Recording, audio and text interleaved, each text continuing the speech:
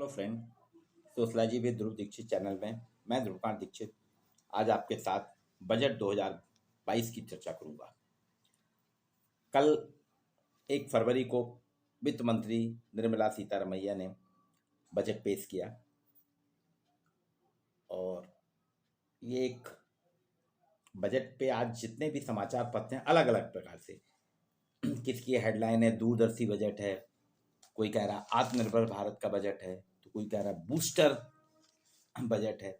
तो निर्मला सीतारमण ने 2022-23 के बजट में बड़ी बारीकी के साथ में कुछ चीज़ों में बढ़ाया, कुछ में घटाया, कहाँ से रुपए आएगा कहाँ जाएगा, ये सारी चीज़ें की है। और ये जो सारा का सारा है, इस बार के बजट में आप देखेंगे 7 हॉर्स पावर हमारी इंडियन इकोनॉमी को 7 हॉर्स पावर 7 इंजन के माध्यम से दौड़ाने का प्रयास किया जा रहा है। पीएम गतिशील योजना लागू की गई है 7 हॉर्स पावर की, जिसमें पहला हॉर्स है, पहला घोड़ा है, पहली एचपी है 1 एचपी है सड़क, सेकंड एचपी है रेलवे, थर्ड एचपी है एयरपोर्ट, चौथी एचपी है बंदरगाह, पांचवी एचपी है मास ट्रांसपोर्ट, जलमार्ग, लॉजिस्टिक।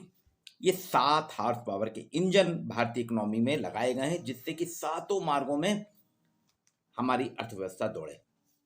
और इसके साथ में सप्लीमेंट्री के रूप में एनर्जी ट्रांसमिशन, आईटी संचार, जल निकासी, सामाजिक संरचना के को भी जोड़ा गया। ये वास्तव में स्वतंत्रता के अमृत महोत्सव में सतत विकास का बजट है।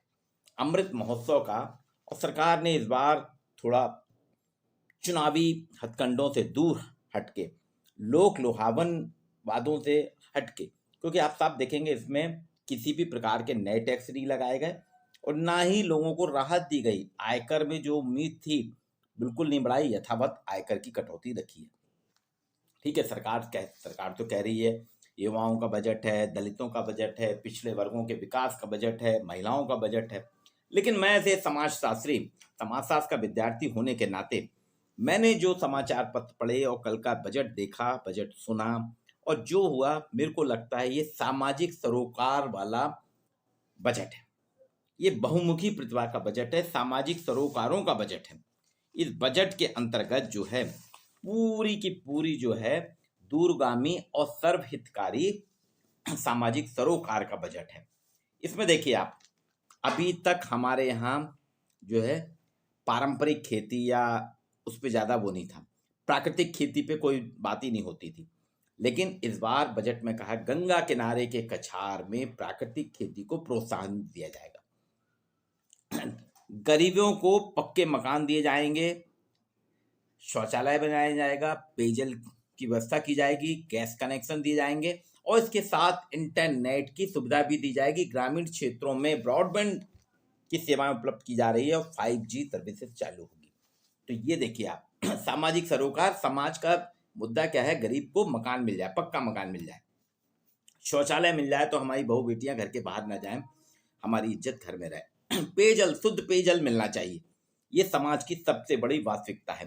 गैस कनेक्शन और इंटरनेट, गांव का आदमी या समाज का हर व्यक्ति इंटरनेट के साथ जुड़ा रहे, 5G सर्विसेज, उसको मैं ऐसा देखता हूँ। थोड़ा सा मैंने आकलन करके आपको बताता हूँ। भाजपा सरकार है और इनके अपने काम करने के तरीके हैं, लेकिन आप 2000 के बाद के अगर आप देखें बजट, सन 2000 बाद से 2022 साल के बजटों का अगर आप देखें तो 2004 में अटल बिहारी वाजपेयी जी की गवर्नमेंट थी, उन्होंने फील गुड का नारा दिया था। फिर 2014 में अच्छे दिन का नारा दिया था नरेंद्र मोदी जी ने, यानी ये लोक लुभावन नारे थे। लेकिन 2022 में भाजपा सरकार को समझ में आ गया कि लोक लुभावन नारों से देश नहीं चलता, देश चलता है सामाजिक सरोकारों से। तो देखिए 2022 में किसान, काम और कर को बिना बढ़ाए काम की बात करते हुए, किसानों की बात करते हुए ये बजट पेश किया गया, जो बताता है कि विकासोन्मुखी सर्वहितकारी बजट है, दूरगामी सोच वाला है। आप देखिए 75वें साल में, जब 1947 में देश आज़ाद हुआ था, तब हमारा बजट स्वाधीनता का बजट था और 75वें वर्ष में हमारा बजट स्वावलंबन वाला है, आत्मनिर्भर बनाने वाला बजट है। आज तक कभी नहीं सोचा हुआ आपने कि सरकार ने 7 हॉर्स पावर लगा दिए। अब आप देखिए शिक्षा क्षेत्र में हमारे यहाँ दूरदर्शन के चैनल थे, एजुकेशनल पोर्टल थे जो 12 से बढ़ा के 200 किए जा रहे हैं, और हर क्षेत्रीय भाषा में पहली क्लास से लेकर 12वीं क्लास तक के बच्चों को शिक्षा मिलेगी, जिससे 25 करोड़ छात्रों को लाभ होगा। कोरोना जैसी स्थिति कभी हुई, लॉकडाउन हुए, अगर सब बंद, जैसे अभी तो स्कूल बंद हैं, धीरे धीरे खोल रहे हैं, और जो 2 साल में बच्चों का शैक्षणिक लॉस हुआ है उसको रोकने के लिए डिजिटल इंडिया कराया गया। हर क्लासरूम में टीवी चैनल होगा और 200 चैनल क्षेत्रीय भाषाओं में आपको पढ़ाएंगे। एक और देखिए gift, Gujarat international finance tech city एक ऐसी यूनिवर्सिटी है जिसमें वर्ल्ड क्लास एजुकेशन, जिसमें फाइनेंस भी होगा, मैनेजमेंट भी होगा, फिनटेक भी होगा, साइंस भी होगा, टेक्नोलॉजी भी होगा, इंजीनियरिंग भी होगा, मैथमेटिक्स भी होगा। वर्ल्ड की कोई भी, चाहे ऑक्सफोर्ड हो, चाहे कैम्ब्रिज हो, या और भी कोई यूनिवर्सिटी हो, अगर वो यहाँ अपने कोर्स लाना चाहती हैं तो Gujarat international finance tech city में बिना किसी अनुमति के, बिना किसी प्राथमिकता के वो अपने प्रपोजल देंगे, और अगर यूनिवर्सिटी की कार्यकारिणी में रखा जाएगा और पसंद आएगा तो उनको अनुमति दे दी जाएगी। यहाँ पे 2035 तक का लक्ष्य रखा है सरकार ने, क्रॉस एनरोलमेंट जो है शिक्षा में 50% करने का। भारत को वास्तव में, मैं जो देख रहा हूँ, भारत में सरकार ने जो बजट बनाने का दूरदर्शी प्रोग्राम रखा है, जो ये है कि भारत को विश्व का मैन्युफैक्चरिंग हब बनाया जाए। तो देखिए मैन्युफैक्चरिंग पे बहुत ज़्यादा बात की है। मिशन शक्ति की बात करते हैं, मिशन वात्सल की बात करते हैं, सक्षम आंगनबाड़ी की बात करते हैं, तो ये महिलाओं के लिए बजट की बात कर रहे हैं। सरकार कह रही है ना जो महिलाओं का बजट है, तो देखिए उन्होंने मिशन शक्ति की बात की है, मिशन वात्सल की बात की है, सक्षम आंगनबाड़ी की बात की है, और ड्रोन के माध्यम से कीट पतंगों को खत्म करने के लिए खेती में ड्रोन शक्ति का प्रयोग कर रहे हैं, मतलब किसानों को भी आधुनिक करा जा रहा है। एक और चीज आप देखिए, आज तक के कभी भी इतने बजटों में आपने कभी नहीं देखा होगा इतनी महत्वाकांक्षी योजनाएं सरकार ने रखी हो। 109 एयरपोर्ट बनाए जाएंगे, 51 हेलीपोर्ट बनाए जाएंगे, 12 वाटर एयरोड्रम बनाए जाएंगे, 200 मेगा फूड पार्क बनाए जाएंगे, और अगले 3 साल यानी 2022, 2023, 2024 तक सरकार का लक्ष्य है कि 400 भारत, जो वंदे भारत ट्रेन है, आधुनिक ट्रेन है, भारत जो है ना, जो चलाई थी पिछली बार वंदे भारत ट्रेन, 400 ट्रेन 3 साल में, यानी 1 साल में 133 ट्रेन चलेंगी, और 100 कार्गो टर्मिनल बनेंगे। ये कार्गो टर्मिनल क्या है किसानों के लिए, कि वो अपना सामान वहां लाएं, उनको सब कुछ मिलेगा। मिशन वात्सल बच्चों और महिलाओं के लिए। और इसको एक और बजट में चीज देखिए, जेंडर बजट है। 17 सालों में पहली बार जेंडर बजट में 11% की बढ़ोतरी हुई है। इसलिए मैं कह रहा हूं कि 2000 के बाद से 2022 तक का जो बजट है, ये सर्वहितकारी बजट है, ये दूरगामी बजट है, बूस्टर बजट है। अब आप देखिए इसमें संबल योजना, बेटी बचाओ बेटी पढ़ाओ, महिला हेल्पलाइन, मातृ वंदना योजना, महिला संबंधी शोध, कौशल प्रशिक्षण, इन सारी चीजों को रखा गया है, और युवाओं को कौशल संवर्धन के माध्यम से उनके विकास को, उनके योग्यता को दिखाने का प्रयास किया गया। तो इसलिए मैंने कहा इसमें यूथ भी है, इसमें किसान भी हैं, महिला भी हैं, उद्यमी भी हैं, इंफ्रास्ट्रक्चर की बात कर रहे हैं, क्योंकि आपको रोजगार देना है तो जितने ज़्यादा 25,000 किलोमीटर तक हमारा नेशनल हाईवे का बढ़ोतरी होगी। हमने कभी सोचा नहीं था कि इतना होगा। 25 करोड़ छात्रों को लाभ होगा। डिजिटल इंडिया की बात कर रहे हैं, डिजिटल करेंसी की बात कर रहे हैं, प्राकृतिक खेती की बात कर रहे हैं, गरीबों को मकान दे रहे हैं, शौचालय दे रहे हैं, ये सब सामाजिक सरोकार के बात हैं।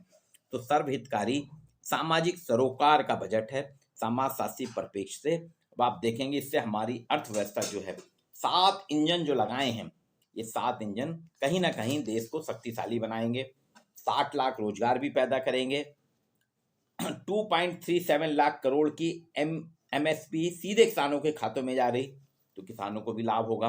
क्रिप्टो करेंसी से जो आय थी उसमें 30% टैक्स देना पड़ेगा।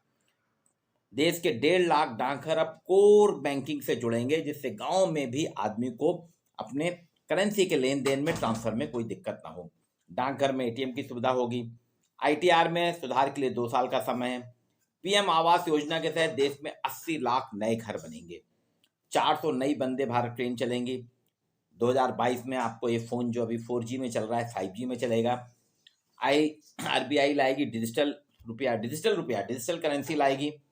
ई पासपोर्ट की सुविधा मिलेगी। राज्य के जो कर्मचारी हैं उनको एनपीएस में 14% अंशदान देकर सरकार ने केंद्र सरकार के बराबर कर दिया। ये मास्टर प्लान जो है सरकार का कि 25,000 किलोमीटर तक हमको नेशनल हाईवे को बढ़ाना है। एमएससी के लिए 6,000 करोड़ रुपए, ऑर्गेनिक खेती को बढ़ावा। ये सारी चीजें, चाहे वो यूथ की हो, चाहे बच्चों की बात हो, चाहे महिलाओं की बात हो, चाहे दलितों की बात हो, चाहे किसानों की बात हो, चाहे उद्यमियों की बात हो, चाहे कारपोरेट जगत की हो, एक भी सेक्टर को छोड़ने का प्रयास नहीं किया। इसके साथ ही साथ सुरक्षा पे भी सरकार ने अपना बढ़ाया है, सुरक्षा बजट भी बढ़ाया है और रिसर्च एंड डेवलपमेंट पे भी काम करेगी सरकार। ये digital currency, digital banking unit वाला सरकार की डाटागिरी वाला बजट है जो आपको नई ऊंचाइयां देगा। ये सामाजिक सरोकार का एक डिजिटल बजट है जिसमें सामाजिक परिप्रेक्ष्य, हालांकि सब लोग कहते थे कि बजट अर्थशास्त्रियों का विषय है, टैक्स प्लानर का विषय है, इनकम टैक्स के वकीलों का विषय है, वाणिज्य के विद्यार्थियों का विषय है, लेकिन आप देखिए समाजशास्त्र के अंतर्गत जो भी बजट आता है सिर्फ समाजशास्त्रियों का बजट है। समाजशास्त्रियों को इस पर ध्यान देना होगा, समाजशास्त्रियों पर चर्चा करनी होगी, क्योंकि समाज के परिप्रेक्ष्य में बजट की बात की जाती है। समाज की इकाई मनुष्य के लिए बात की जाती है, परिवार के लिए बात की जाती है, महिलाओं के लिए बात की जाती है, किसानों के लिए बात की जाती है, तथा समाज के जितनी भी संस्थाएं हैं, समाज की जितनी संरचना है, समाज की इकाइयों से जो सामाजिक संरचना का हमारा निर्माण हो रहा है, उस सामाजिक संरचना को मजबूत बनाने के लिए, मजबूती देने के लिए बजट की घोषणा होती है। आय व्यय का लेखा जोखा तो होता है, पिछले साल हमने कितना था, इस साल क्या है, लेकिन पहली बार आप देखिए सरकार ने एक दूरगामी योजना के तहत अमृत महोत्सव में एक ऐसा बजट पेश किया है जो अगले 25 साल का रोड मैप बना रहा है। बजट को वो ये नहीं कि खाली 365 दिन के लिए कि 1 फरवरी 2022 में दिया और फिर 1 फरवरी 2023 आएगा तो फिर नया।